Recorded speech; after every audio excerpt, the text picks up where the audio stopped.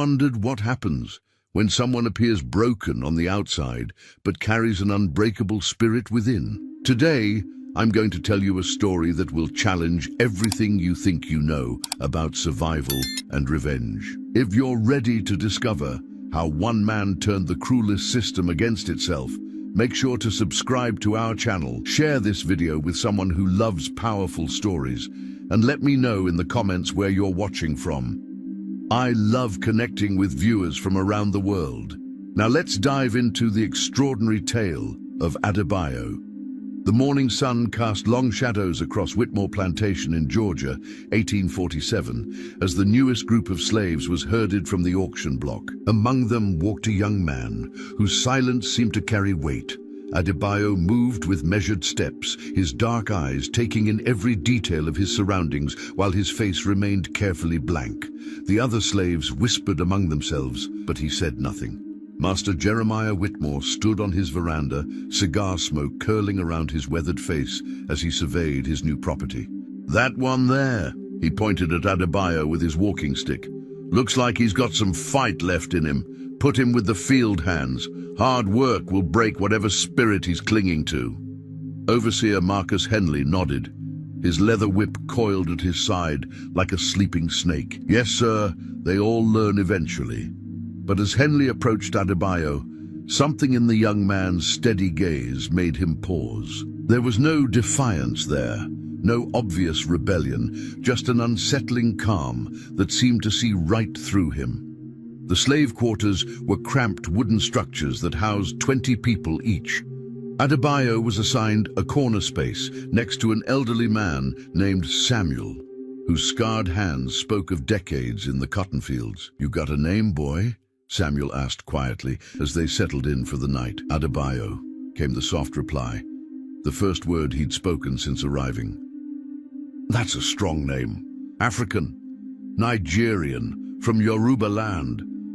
Adebayo's voice carried a weight that made Samuel look at him more carefully. "My village was called Ife-Odan. It no longer exists." Samuel had seen many broken souls arrive at Whitmore Plantation, but something about this young man felt different. "You got family back there?" "I had a sister, Folake. She was 7 when they took me." Adebayo's hands clenched briefly, then relaxed. "They killed our parents in front of us, made us watch. Then they separated us at the coast." The old man's heart ached for the pain he heard beneath those carefully controlled words. "I'm sorry, son. This place, it takes everything from you. But you learn to survive." "Yes," Adebayo agreed, his voice so quiet Samuel had to strain to hear it. "You learn to survive. And sometimes, if you're patient enough, you learn to do more than that." The next morning brought the harsh reality of plantation life. Before dawn, the overseer's bell clanged across the quarters, rousing the slaves for another day of backbreaking labor. Adebayo moved with the others toward the cotton fields, but his eyes were busy cataloging everything: the layout of the plantation, the routines of the overseers, the weak points in the fencing, the patterns of the master's daily activities. In the fields, under the scorching Georgia sun, Adebayo worked steadily, but never frantically. While other new slaves exhausted themselves trying to meet impossible quotas, he maintained a pace that was productive enough to avoid punishment, but sustainable for the long term. Henley noticed this and marked him as potentially troublesome. Slaves who thought too much were dangerous. "You there, African," Henley called out, striding over with his whip ready. "You think you're too good for honest work? Pick up the pace." Adebayo looked up slowly, his face showing nothing but respectful attention. "No, sir. Just trying to learn the best way to serve Master Whitmore." His English was clear and precise, surprising Henley, who was used to dealing with slaves who spoke in broken fragments. "Where'd you learn to talk like that?" "Missionaries came to my village when I was young, sir. They taught us English, along with their religion." Adebayo's tone remained perfectly neutral, but something flickered in his eyes that made Henley uncomfortable.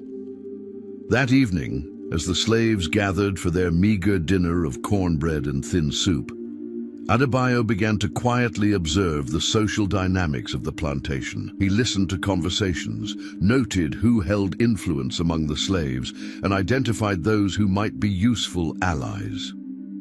But he also paid attention to the white overseers and house servants, learning their habits and weaknesses. Samuel noticed how the young man seemed to absorb everything around him. "You're watching everything, aren't you? My grandmother taught me that knowledge is the only thing they cannot take from you," Adebayo replied. "She said that even in the darkest times, if you understand your enemy better than they understand themselves, you hold power they cannot see." Dangerous thinking on a plantation, son.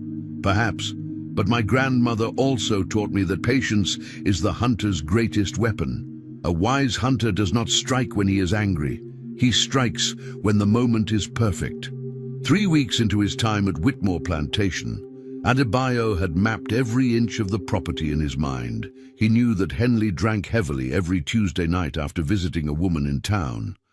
He knew that Master Whitmore kept his important papers in an unlocked desk drawer because he believed slaves couldn't read. He knew that the plantation's water supply came from a single well that served both the main house and the quarters.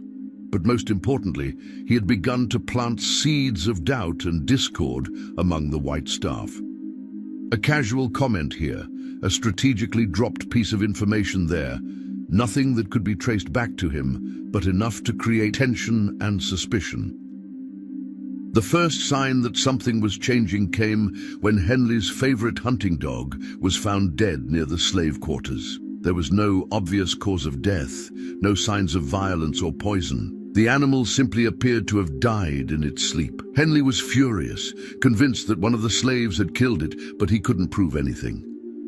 "Strange thing," Samuel commented to Adebayo that night. "That dog was healthy as a horse yesterday." "Animals sometimes sense things we cannot," Adebayo replied thoughtfully. "Perhaps it sensed that change is coming to this place." "What kind of change?" Adebayo was quiet for a long moment, staring up at the stars visible through the cracks in the roof. "The kind that starts small and grows until it cannot be stopped. Like a seed that looks harmless when planted, but becomes a tree that can split stone." As the weeks passed, small but unsettling incidents began to plague Whitmore Plantation. Tools went missing and were found in impossible places. Crops in certain sections began to wither for no apparent reason. Overseers reported feeling watched when they walked alone at night. And through it all, Adebayo worked quietly in the fields, his face showing nothing but humble obedience. But late at night, when the plantation slept, he would slip out of the quarters and move like a shadow through the darkness, implementing plans that had been forming in his mind since the day he arrived. Each action was carefully calculated, designed to create maximum psychological impact while leaving no evidence that could be traced back to him. The transformation of Whitmore Plantation had begun, and its master had no idea that his newest slave was orchestrating his downfall with the patience and precision of a master strategist. Adebayo had learned to survive, just as Samuel had said, but survival was only the beginning of what he had planned. The autumn of 1847 brought an early frost to Georgia, and with it came the first real test of Adebayo's carefully laid plans. For 3 months, he had been the model slave, obedient, hard-working, invisible. But beneath his humble exterior, he had been weaving a web of psychological warfare that was about to ensnare Jeremiah Whitmore in ways the plantation owner could never have imagined. It began with the cotton. Whitmore's prize crop, the foundation of his wealth and status among Georgia's plantation elite, started showing signs of a mysterious blight. At first, it appeared in small patches scattered throughout the fields, brown spots on the leaves, stunted growth, bolls that refused to open properly.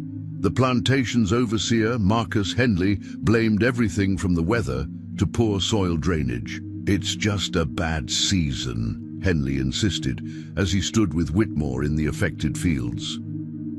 "These things happen. We'll replant in the spring," but Adebayo knew better. During his nighttime wanderings, he had been carefully introducing a fungal infection to specific sections of the crop. Not enough to destroy everything, which would have been too obvious, but just enough to create significant financial strain. The knowledge came from his grandmother, who had taught him about plant diseases and their uses long before the slavers had torn him from his homeland. As the blight spread, Whitmore's anxiety grew. He had borrowed heavily against the expected cotton harvest, and the failing crop threatened to bankrupt him.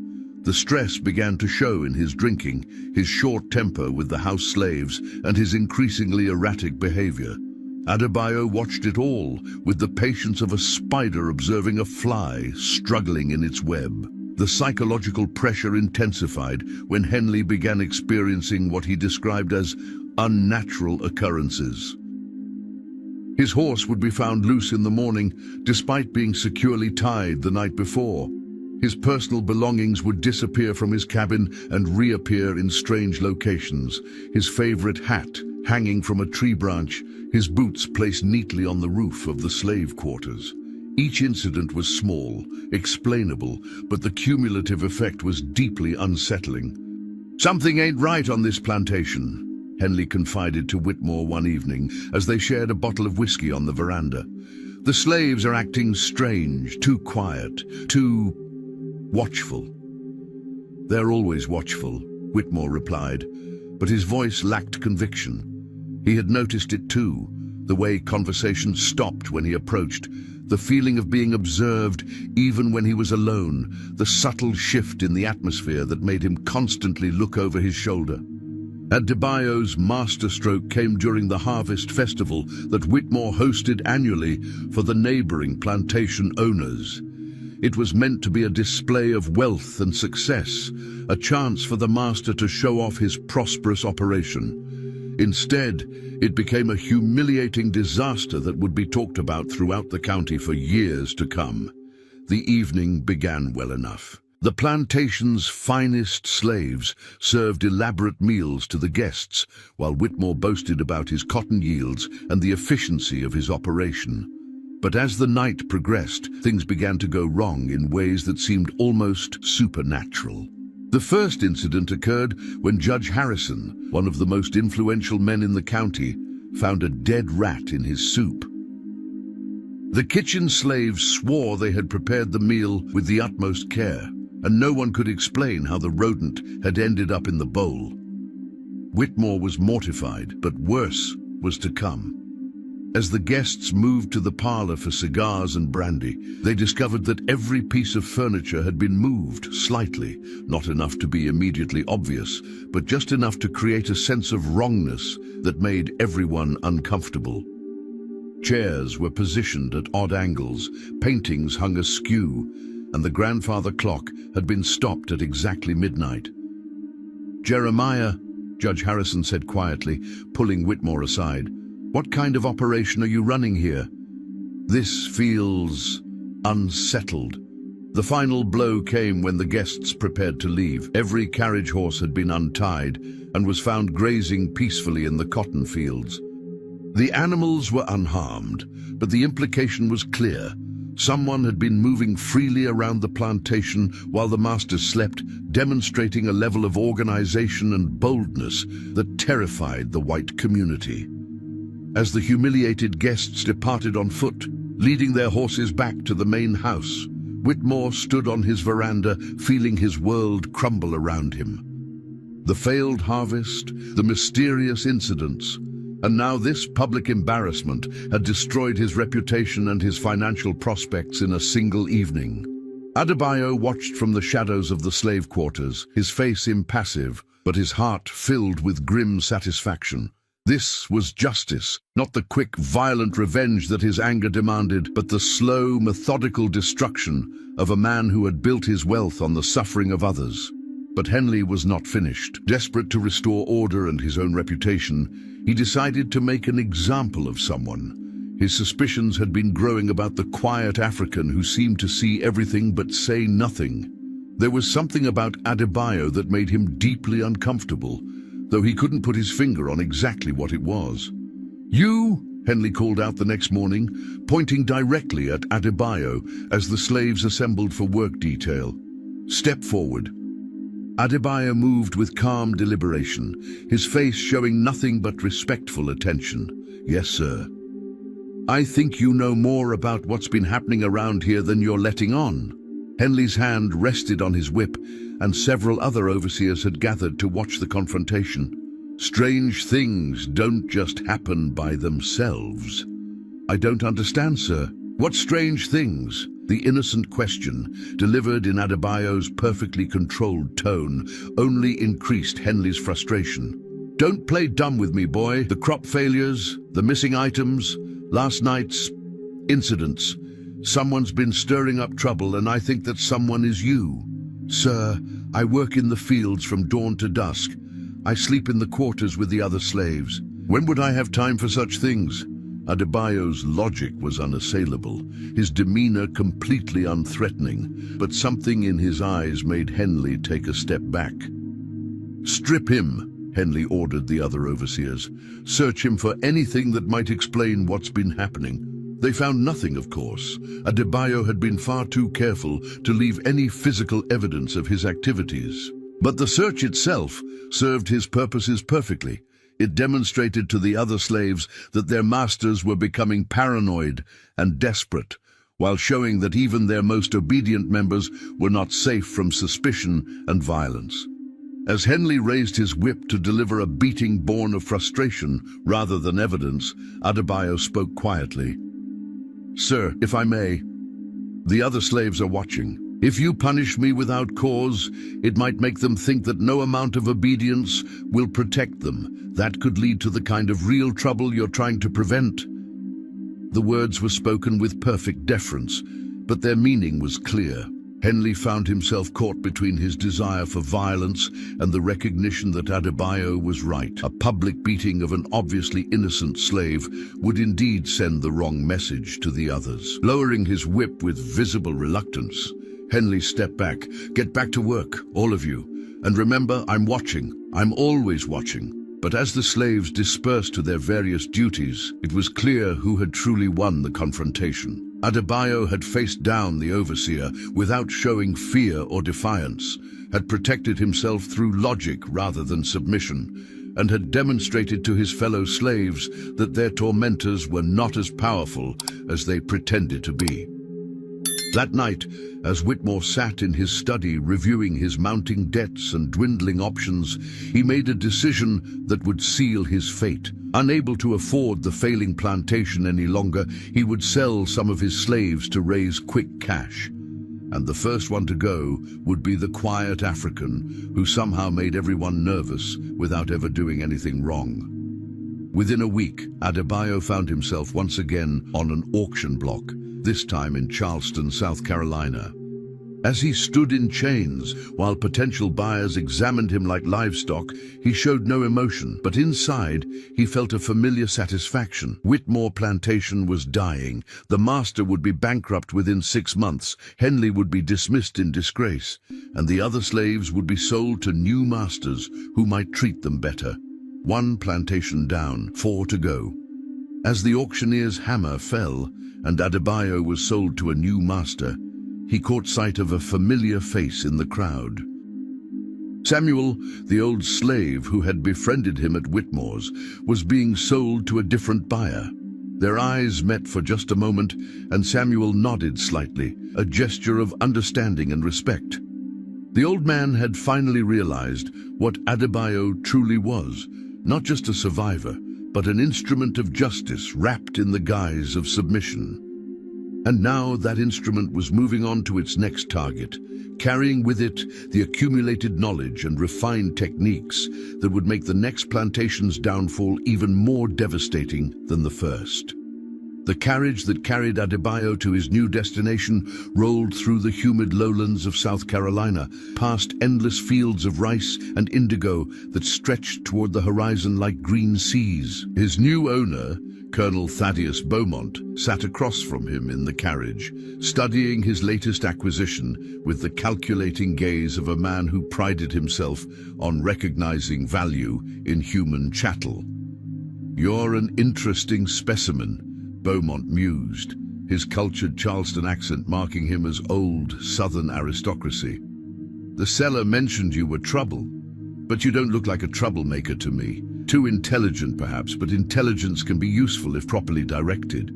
Adebayo kept his eyes downcast in the expected posture of submission, but he was cataloguing every detail about his new master.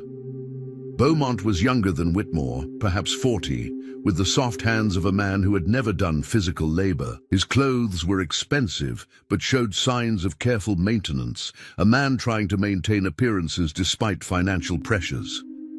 Most telling of all was the way he spoke about slaves as investments rather than property, suggesting a businessman's approach to human bondage. Beaumont Plantation sprawled across 3,000 acres of prime South Carolina lowland, its grand manor house rising like a white monument to wealth built on human suffering. Unlike the rough functionality of Whitmore's operation, everything here spoke of generations of accumulated prosperity and refined cruelty. The slave quarters were larger and better maintained, not from kindness, but because Beaumont understood that healthy slaves were more productive slaves. "Welcome to your new home," Beaumont said as they approached the main house. "I run an efficient operation here. Follow the rules, work hard, and you'll find life tolerable. Cause problems, and you'll discover that I have very creative methods of correction." The plantation's overseer, a lean man named Davidson, with cold blue eyes and scarred knuckles, was waiting to receive the new arrival. Unlike Henley's crude brutality, Davidson's cruelty was precise and calculated. He had been managing slaves for 20 years and prided himself on breaking even the most rebellious spirits without damaging valuable property. "This is the one from Georgia?" Davidson asked, circling Adebayo like a predator evaluating prey. "Heard there was some trouble at Whitmore's place. Crop failures, strange incidents. You wouldn't know anything about that, would you, boy?" "No, sir," Adebayo replied quietly. "I worked in the fields. When the cotton got sick, we all suffered for it." Davidson's eyes narrowed. Something about the slave's perfect composure bothered him, but he couldn't identify what. "We'll see. I've got ways of finding out what a man's really made of." Adebayo was assigned to the rice fields, where slaves worked knee-deep in flooded paddies under the scorching South Carolina sun. The work was back-breaking and dangerous. The standing water bred disease, and the heat could kill a man in hours if he wasn't careful. But it also provided Adebayo with something he hadn't had at Whitmore's: access to the plantation's water supply. His quarters were shared with a middle-aged woman named Celia, who had been born on Beaumont Plantation and knew every secret the place held. Unlike Samuel's immediate warmth, Celia was suspicious of newcomers, especially ones who arrived with whispers of trouble following them. "You best keep your head down and your mouth shut," she warned him on his first night. "Davidson's got eyes everywhere, and the colonel don't tolerate disruption. Last slave who caused problems ended up sold to the sugar plantations in Louisiana. Might as well be a death sentence." "I understand," Adebayo replied. "I only want to work and survive." But survival, as Celia would soon learn, meant very different things to different people. Adebayo spent his first month at Beaumont Plantation in careful observation, just as he had at Whitmore's. But this time, his approach was more sophisticated, informed by the lessons learned from his previous success.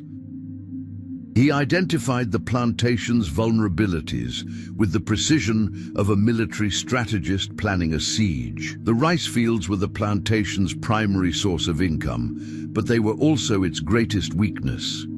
The complex system of dikes, canals, and floodgates that controlled the water flow was maintained by a handful of skilled slaves who had learned the techniques from their fathers and grandfathers. If something were to happen to that system, or to the men who understood it, the entire operation would collapse. But Adebayo's real target was Colonel Beaumont himself. Unlike Whitmore's crude materialism, Beaumont's weakness was his pride. He saw himself as a gentleman planter, a cultured aristocrat who managed his human property with enlightened efficiency. That self-image was his vulnerability, and Adebayo began to exploit it with surgical precision. The campaign began subtly. Adebayo started demonstrating unexpected knowledge and skills that contradicted Beaumont's assumptions about African intelligence. When a complex mathematical problem arose regarding the rice field irrigation, Adebayo quietly provided the solution through Celia, who presented it as her own insight. When several slaves fell ill with fever, he suggested herbal remedies that proved remarkably effective. That new slave from Georgia, Davidson reported to Beaumont after 6 weeks. There's something different about him. Too smart, too observant. The other slaves are starting to look to him for answers. Interesting, Beaumont mused. Bring him to the house. I want to speak with him personally. The interview took place in Beaumont's study, a room lined with leather-bound books and decorated with artifacts from his travels to Europe. Adebayo stood with perfect posture, his hands clasped behind his back, his expression respectfully attentive. I'm told you have some education, Beaumont began, studying Adebayo over his brandy glass. Can you read? Yes, sir. Missionaries taught me in my village. And mathematics? Some, sir. My father was a trader. He taught me numbers before. Adebayo let his voice trail off, allowing Beaumont to fill in the tragic details. Beaumont leaned back in his chair, his mind working. An educated slave was dangerous, but also potentially valuable. I'm going to try an experiment with you. I need someone to help manage the rice field records, tracking yields, water levels, worker assignments. It's complex work that requires intelligence and discretion. Think you can handle it? I would be honored to serve in whatever capacity you think best, sir. It was exactly what Adebayo had been maneuvering toward. Access to the plantation's records would give him detailed knowledge of its operations, finances, and vulnerabilities. But more importantly, it would place him in a position where he could subtly influence decisions while appearing to be nothing more than a useful tool. Within weeks, Adebayo had become indispensable to the plantation's daily operations. His careful record-keeping revealed inefficiencies that saved Beaumont money. His suggestions for optimizing work schedules increased productivity. His ability to communicate with the field slaves in their own languages reduced conflicts and improved morale. Remarkable, Beaumont told his wife over dinner. That African has proven to be one of the most valuable acquisitions I've ever made. Davidson was wrong to be suspicious. The man's a natural administrator, but Davidson's instincts had been correct. Adebayo was indeed dangerous, just not in the way the overseer expected. While appearing to serve Beaumont's interests, he was actually gathering intelligence and positioning himself to strike at the heart of the plantation's operations. The first phase of his plan involved the rice fields themselves. Using his access to the irrigation records, Adebayo began making subtle modifications to the water management system. A gate left slightly open here, a dike reinforced inadequately there, changes so small that they would appear to be natural wear and tear, but which would have cumulative effects over time. The second phase targeted Beaumont's relationships with his neighbors and business partners. Through careful manipulation of the plantation's correspondence, adding a word here, omitting a phrase there, Adebayo began sowing seeds of distrust and suspicion. Bills were paid slightly late, agreements were subtly modified, and communications were delayed just enough to create friction without appearing intentional. The third and most dangerous phase involved the slaves themselves. Unlike his approach at Whitmore's, where he had worked alone, Adebayo began carefully recruiting allies among the plantation's slave population. He started with Celia, whose initial suspicion had gradually transformed into grudging respect. "You're planning something," she said to him one evening as they sat outside their quarters. I can feel it. The question is whether it's going to get us all killed. What I'm planning," Adebayo replied quietly, "is freedom. Not the kind that comes from running away and hiding in swamps, but the kind that comes from making our oppressors destroy themselves. That's impossible. They have all the power. Do they? They depend on us for everything, their food, their wealth, their very survival. We are the foundation their entire world rests on. What happens when that foundation begins to shift?" Celia stared at him in the moonlight, beginning to understand the scope of what he was suggesting. "You're talking about bringing down the whole system. I'm talking about justice for my sister Folek, who was 7 years old when they tore her from my arms, for every child sold away from their parents, every woman brutalized, every man worked to death in these fields. The system will fall, Celia. The only question is whether we help guide its collapse or simply wait for it to crush us." As autumn turned to winter, the effects of Adebayo's subtle sabotage began to manifest. The rice harvest was disappointing, though not catastrophically so. Business relationships that had been profitable for years suddenly became contentious. Equipment failures increased, requiring expensive repairs and replacements. Beaumont, accustomed to the smooth operation of his plantation, found himself dealing with an increasing number of problems that seemed to have no clear cause. His stress levels rose, his drinking increased, and his famous composure began to crack under the pressure of mounting difficulties. "Something's wrong," he confided to his wife one evening. "Everything that could go wrong is going wrong, but I can't identify the source of the problems. It's as if the plantation itself is working against me." Davidson, meanwhile, had become convinced that the troubles were connected to Adebayo's arrival, but he couldn't prove it. Every time he investigated, he found the African exactly where he was supposed to be, doing exactly what he was supposed to do, with perfect documentation to support his activities. The breaking point came during the spring planting season. A series of seemingly unrelated incidents, a broken dike, contaminated seed rice, a crucial piece of equipment that mysteriously malfunctioned, combined to create a disaster that threatened the entire year's crop. Beaumont found himself facing financial ruin, his carefully maintained reputation in tatters, his slaves demoralized and increasingly difficult to control. As he stood in his flooded rice fields, watching years of careful cultivation wash away in the muddy water, Beaumont finally understood that his world was collapsing around him. But he never suspected that the quiet, efficient slave who had become so indispensable to his operations was the architect of his destruction. Adebayo watched from a distance as his second master surveyed the ruins of his plantation and felt the same cold satisfaction he had experienced at Whitmore's downfall. Justice was a patient hunter, and its prey never saw the trap until it was too late to escape. The auction block in New Orleans was different from the crude platforms of Georgia and Charleston. Here, in the heart of the Deep South slave trade, human bondage was conducted with the polished efficiency of a luxury market. Adebayo stood among dozens of other slaves in the sweltering Louisiana heat, his third time being sold like livestock, but his composure remained unbroken. The man who purchased him was unlike his previous owners in every way. Lucien Thibodeau was a Creole planter whose family had built their fortune on sugarcane for 3 generations. Where Whitmore had been crude and Beaumont pretentious, Thibodeau was genuinely sophisticated.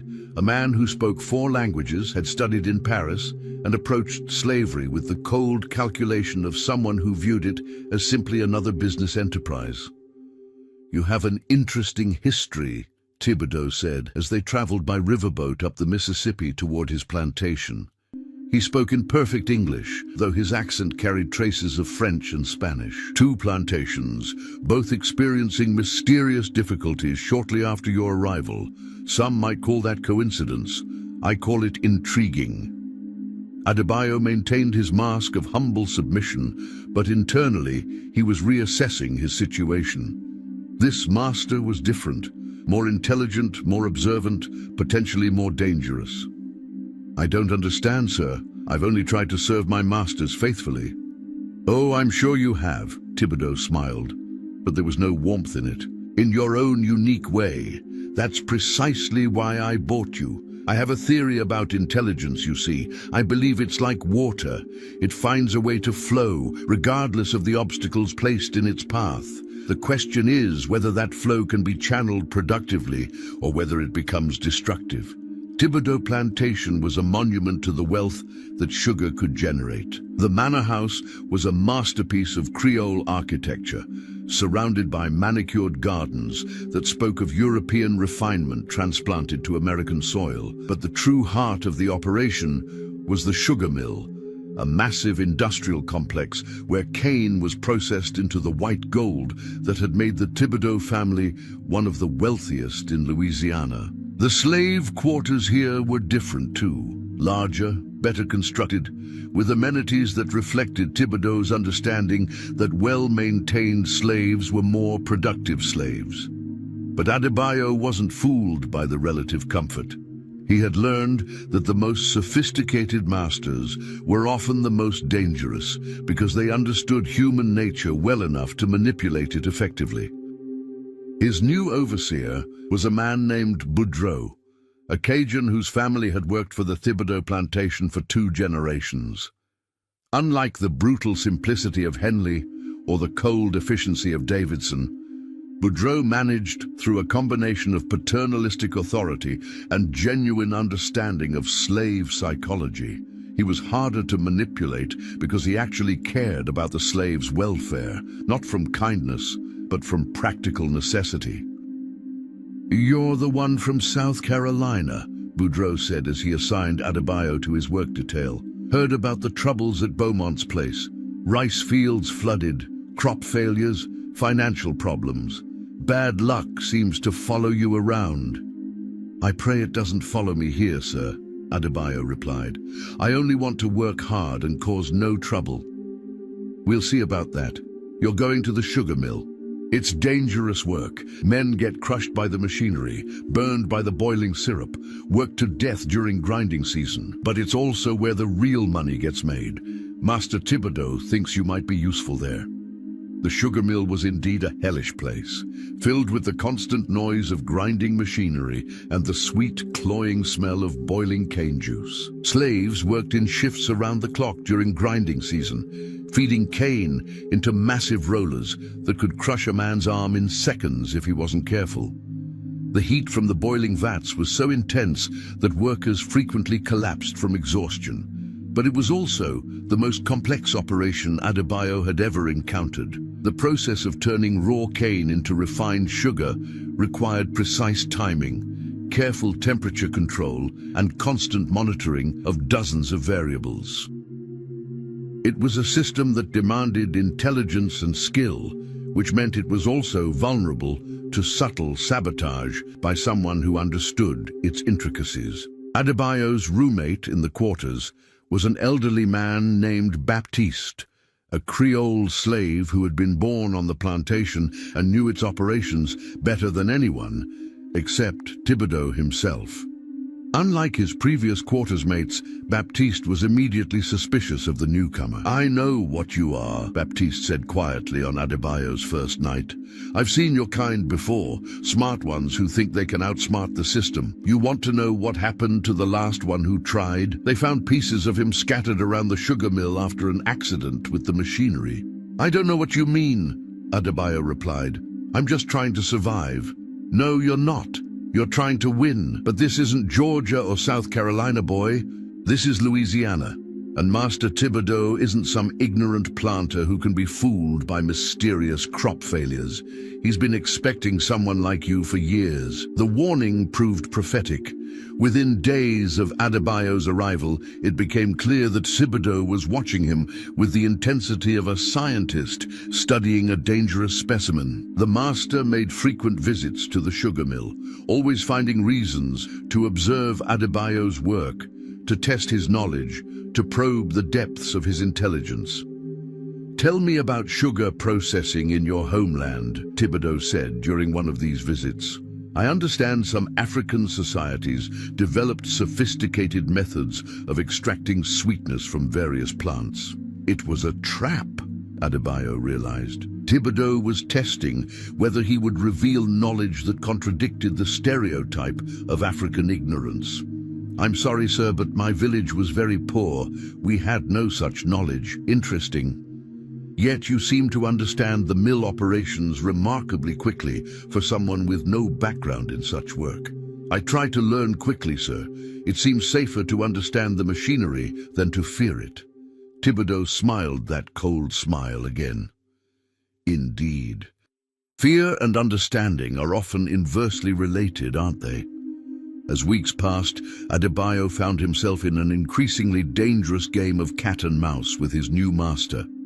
Every move he made was scrutinized. Every suggestion he offered was analyzed for hidden motives. Every interaction with other slaves was monitored for signs of conspiracy. It was like trying to plan a revolution under the watchful eye of someone who expected exactly that. But Adebayo had learned patience from his grandmother, and he had refined his techniques through 2 successful campaigns. Instead of rushing into action, he spent months simply observing, learning not just the plantation's operations, but Thibodeau's psychology. What he discovered was both fascinating and terrifying. Thibodeau wasn't just a sophisticated slave owner. He was a student of human nature who had spent years developing theories about intelligence, resistance, and control. He had deliberately purchased slaves with histories of causing trouble because he wanted to test his methods of managing dangerous individuals. Adebayo wasn't just another slave to him. He was a test subject in an ongoing experiment. "You're wondering why I bought you," Thibodeau said during one of their conversations. "Most planters would have avoided someone with your reputation. But I find intelligence fascinating, even in slaves. Especially in slaves, actually. It presents such interesting challenges." "I'm not sure I understand, sir." "Of course you do. You understand perfectly. The question is what you intend to do with that understanding." The psychological pressure was unlike anything Adebayo had experienced. At Whitmore's and Beaumont's plantations, he had been underestimated, which gave him freedom to operate. Here, he was constantly watched by someone who expected him to be dangerous. It was like trying to hunt while being hunted by a predator who knew all his techniques. But Thibodeau's sophistication also created opportunities. The master's confidence in his ability to control intelligent slaves made him willing to give Adebayo access to sensitive areas of the plantation. His fascination with psychological manipulation made him eager to engage in conversations that revealed his own thought processes and vulnerabilities. Most importantly, Thibodeau's treatment of Adebayo as a worthy adversary rather than mere property created resentment among the other slaves. They saw the special attention, the intellectual conversations, the relative privileges, and began to suspect that their fellow slave was collaborating with their oppressor. "You think you're better than us," accused Marie, a young woman who worked in the plantation house. "Getting special treatment from the master, acting like you're something more than just another piece of property." "I'm trying to survive," Adebayo replied, "just like all of us." "No, you're trying to get ahead.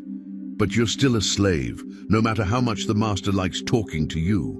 And when he gets tired of his little game, you'll end up just as dead as the rest of us." The isolation was part of Thibodeau's strategy, Adebayo realized. By making him appear to be a collaborator, the master was cutting him off from potential allies among the slave population. It was a sophisticated form of psychological warfare that demonstrated just how dangerous his new owner truly was.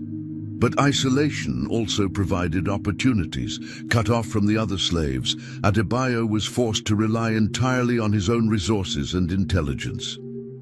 It was like being stripped down to his essential self, forced to confront the question of who he really was beneath all the masks and strategies he had developed. The answer came to him during the grinding season, when the sugar mill operated around the clock and the slaves worked in shifts that blurred the line between day and night. Standing in the hellish heat of the boiling room, watching his fellow slaves risk their lives to produce wealth for their oppressor, Adebayo finally understood what he had become. He wasn't just seeking revenge for his own suffering or even justice for his people's oppression. He had become something more fundamental, an agent of historical correction, a force of nature that arose when systems of oppression became so entrenched that they seemed permanent. He was the inevitable consequence of a society built on the premise that some human beings could own others. With that realization came a new level of clarity and purpose. Thibodeau might be watching him, but the master was still thinking in terms of individual psychology and personal motivation. He couldn't see the larger historical forces at work, couldn't understand that Adebayo represented something beyond personal revenge or even slave rebellion. The campaign against Thibodeau Plantation began not with sabotage or manipulation, but with education. Working carefully and secretly, Adebayo began teaching other slaves to read and write, using the Bible as a textbook since religious instruction was permitted. But the lessons went far beyond literacy. He taught them about their own history, about the civilizations their ancestors had built, about the economic realities that made their labor so valuable. "Why are you telling us this?" Baptiste asked during one of these clandestine lessons. "What difference does it make if we know about kingdoms in Africa or how much money the master makes from our work?" "Because knowledge is power," Adebayo replied, "and power shared becomes revolution." The transformation was subtle but profound. Slaves who had accepted their condition as natural and permanent began to see it as artificial and temporary. Work songs that had once expressed resignation began to carry coded messages of resistance. The careful hierarchy that Thibodeau had established to maintain control began to erode as slaves started to see themselves as human beings rather than property. Thibodeau noticed the change, of course.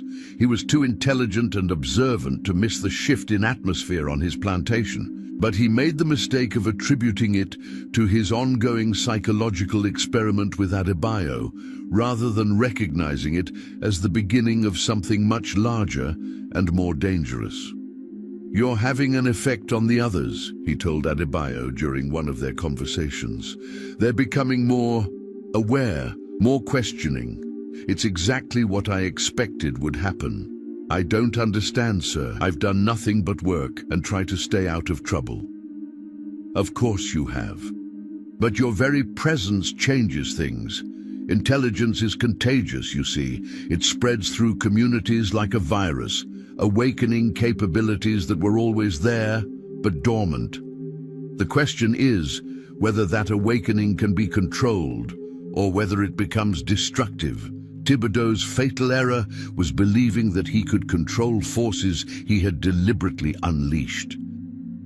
He had wanted to study the effects of placing an intelligent, potentially dangerous slave among his workforce. But he had underestimated the cumulative power of awakened consciousness among an oppressed population. The end came not with dramatic violence or obvious sabotage, but with something far more devastating, the quiet withdrawal of consent. Slaves continued to work, but without the enthusiasm that had made Thibodeau Plantation one of the most productive in Louisiana. They followed orders, but without the initiative that had allowed the operation to run smoothly. They maintained the machinery, but without the careful attention that prevented costly breakdowns. The sugar mill, that complex system that required precise coordination and constant vigilance, began to suffer from 1,000 small failures. Equipment broke down more frequently, quality control slipped, production schedules fell behind. And through it all, Thibodeau could find no specific cause, no individual to blame, no obvious act of sabotage to punish. "It's like they're all moving in slow motion," Boudreau reported to his master. "Not refusing to work, not causing trouble, just not caring anymore, and I can't figure out why." Thibodeau knew why, of course. His experiment had succeeded too well. He had wanted to study the effects of intelligence on slave populations, and he had learned that intelligence, once awakened, could not be controlled or contained. It spread through communities like wildfire, transforming individuals into something larger and more powerful than the sum of their parts. As his plantation's productivity declined and his profits evaporated, Thibodeau found himself facing the same choice that had confronted his predecessors: sell the troublesome slave and hope the problems would disappear with him. But unlike Whitmore and Beaumont, Thibodeau understood exactly what he was dealing with. "You've won this round," he told Adebayo during their final conversation. "But you should understand that there are others like me, masters who won't underestimate you, who won't be fooled by your apparent submission. Eventually, you'll meet someone who can match your intelligence and exceed your ruthlessness." "Perhaps," Adebayo replied, "but by then it may not matter. Change has its own momentum, sir. Once it begins, it becomes very difficult to stop." As Adebayo was loaded onto another riverboat bound for another auction, he looked back at Thibodeau Plantation one last time. The master stood on his veranda, watching his departure with the expression of a man who had learned something he wished he could forget. Behind him, the sugar mill continued to operate, but its rhythm was different now, slower, less efficient, marked by the subtle resistance of workers who had remembered their humanity. 3 plantations down, 2 to go. And with each victory, Adebayo was becoming something more than just a man seeking revenge. He was becoming a force of historical inevitability, the embodiment of a truth that slave owners had always feared: that no system of oppression, no matter how sophisticated or entrenched, could survive the awakening of human consciousness among its victims. The Mississippi Delta stretched endlessly in all directions, a vast expanse of fertile black soil that had made fortunes for those ruthless enough to exploit it. Adebayo's fourth master, Colonel Silas Blackwood, owned one of the largest cotton plantations in the region. 15,000 acres, worked by over 300 slaves, a kingdom of human misery that generated wealth on a scale that dwarfed his previous owner's operations. But Blackwood was different from the others in ways that became apparent from their first meeting. Where Whitmore had been crude, Beaumont pretentious, and Thibodeau sophisticated, Blackwood was something far more dangerous, a true believer in the righteousness of slavery, who combined intelligence with absolute moral certainty about his right to own other human beings. "I know your history," Blackwood said, as they rode through his vast plantation in an elegant carriage. 4 plantations, 4 sets of mysterious problems that followed your arrival. Whitmore bankrupt, Beaumont ruined, Thibodeau's operation crippled. Some might call it coincidence. I call it a pattern. Adebayo maintained his usual mask of humble submission, but he could sense that this confrontation would be different from all the others. "I don't understand, sir. I've only tried to serve faithfully wherever I've been placed." "Oh, I'm sure you have, in your own way." Blackwood's voice carried a cold amusement that sent chills down Adebayo's spine. "But you see, I've made a study of slaves like you, intelligent ones who think they can outsmart the system. I've developed specific methods for dealing with your type." The plantation house was a massive Greek revival mansion that dominated the landscape like a white temple to human bondage. But it was the slave quarters that revealed the true nature of Blackwood's operation. Unlike the relatively humane conditions at Thibodeau's plantation, these were designed for maximum control and intimidation. High walls topped with broken glass, guard towers manned by armed overseers, and a system of informants among the slaves themselves that made trust impossible. "Welcome to Blackwood Plantation," the colonel said as they approached the main house. "I think you'll find it quite different from your previous accommodations. I believe in order, discipline, and the absolute necessity of maintaining proper relationships between the races. Slaves who understand their place find life tolerable here. Those who don't..." He gestured toward a series of wooden posts near the quarters, their surfaces stained dark with old blood. Adebayo was assigned to work in the cotton fields under the supervision of an overseer named Crenshaw, a man whose reputation for brutality was legendary throughout the Delta. Unlike the psychological sophistication of his previous overseers, Crenshaw relied on pure terror to maintain control. His whip was never far from his hand, and he used it frequently and without provocation, believing that random violence was the best way to keep slaves submissive. "You're the troublemaker from Louisiana," Crenshaw said as he assigned Adebayo to his work gang. "Colonel told me all about you." "Think you're smart, do you? Well, let me tell you something. Smart slaves don't last long around here. We got ways of dealing with uppity niggers that'll make you wish you'd never been born." The quarters Adebayo was assigned to were overcrowded and deliberately uncomfortable, housing 20 slaves in a space meant for 10. His bunkmate was a young man named Joshua, who had been born on the plantation and had never known any other life. Unlike his previous quarters mates, Joshua was broken in ways that went beyond physical exhaustion. His spirit had been systematically crushed by years of calculated brutality. "Don't try to be friendly," Joshua warned him on his first night. "Don't try to organize anything, don't even think too loud. They got ways of knowing what you're thinking before you think it. Best thing you can do is keep your head down and try to survive until they sell you somewhere else." But survival, Adebayo was beginning to understand, might not be possible here. Blackwood's operation was designed specifically to break slaves like him, intelligent, potentially dangerous individuals who might inspire resistance among the general population. The colonel had studied the failures of other plantations and had created a system specifically designed to prevent the kind of subtle sabotage that had destroyed his predecessors. The first indication of how different this plantation was came during Adebayo's second week, when a slave named Marcus was accused of stealing food from the plantation stores. The evidence was circumstantial at best, but Blackwood used the incident as an opportunity to demonstrate his methods of control. The entire slave population was assembled in the main yard to witness Marcus's punishment. But instead of a simple whipping, Blackwood had devised something far more psychologically devastating. Marcus was forced to choose between accepting 50 lashes himself or watching his 10-year-old daughter receive 25. "This is the choice that faces all of you," Blackwood announced to the assembled slaves. "Your actions have consequences not just for yourselves, but for those you care about. Remember that the next time you're tempted to step out of line."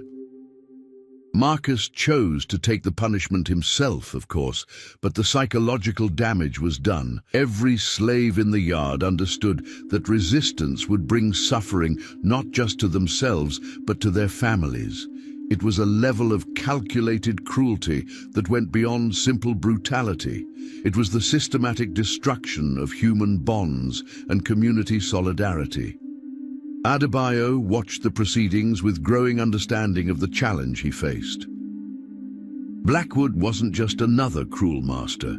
He was a student of human psychology who had designed his plantation as a laboratory for perfecting techniques of human control. Every aspect of the operation, from the physical layout to the social dynamics among the slaves, was calculated to prevent exactly the kind of resistance that had brought down the previous plantations. But understanding the enemy was the first step toward defeating him. As weeks turned to months, Adebayo began to map not just the physical structure of Blackwood Plantation, but its psychological architecture as well. He identified the informants among the slave population, the pressure points in the overseer hierarchy, and most importantly, the contradictions in Blackwood's own system that might be exploited. The key insight came during a conversation with Crenshaw, who had been drinking heavily after a particularly brutal day in the fields. "You know what the colonel's problem is?" the overseer slurred. "He thinks too much. All this psychology and control theory, sometimes you just got to beat a slave until he stops thinking altogether. But the colonel, he wants to understand why they resist. Wants to find the perfect system for breaking their spirits without damaging their bodies. Makes him weak, all that thinking does." It was exactly the opening Adebayo had been looking for. Blackwood's sophistication was also his weakness. His need to understand and control every aspect of slave psychology made him vulnerable to manipulation by someone who understood his methods better than he understood theirs. The campaign against Blackwood Plantation began not with sabotage or education, but with something far more subtle: the systematic exploitation of the master's own psychological theories. Adebayo began to present himself as the perfect test subject for Blackwood's experiments in slave control, appearing to be gradually broken by the plantation's harsh conditions while actually gathering intelligence and identifying vulnerabilities. "You're adapting well to our methods," Blackwood observed during one of their periodic interviews. "I can see the fight going out of you. It's exactly what my theories predicted would happen." "Yes, sir," Adebayo replied, allowing just the right amount of defeated resignation to color his voice. "I understand now that resistance is futile. I only want to serve and avoid punishment." But while appearing to be broken, Adebayo was actually building a different kind of resistance network than he had created at previous plantations. Instead of trying to educate or inspire the slaves, he focused on identifying and exploiting the psychological pressure points. "Por favor, continue gerando a sua resposta," expert logo prompt terror that Blackwood's system created. The colonel's methods were so sophisticated that they generated their own forms of stress and instability that could be turned against the plantation. The first target was the informant network that Blackwood relied on to maintain control. By carefully observing the social dynamics among the slaves, Adebayo identified which individuals were reporting to the overseers. But instead of confronting them directly, he began feeding them carefully crafted misinformation designed to create paranoia and confusion among the plantation's management. "I heard some of the field hands talking about running away," he told one known informant, making sure the conversation appeared casual and unplanned. "They mentioned something about a signal from the river, but I couldn't hear all the details." The false information was passed up the chain of command, leading to increased security measures that disrupted the plantation's normal operations without actually preventing any real escape attempts. Overseers were pulled from productive work to patrol areas where no actual threats existed. Resources were wasted on elaborate precautions against imaginary conspiracies. The second phase of Adebayo's campaign targeted the psychological stress that Blackwood's system placed on the overseers themselves. The constant surveillance, the pressure to maintain perfect control, and the colonel's demands for detailed reports on slave psychology created an atmosphere of tension that could be exploited. Adebayo began leaving subtle signs that suggested supernatural activity around the plantation.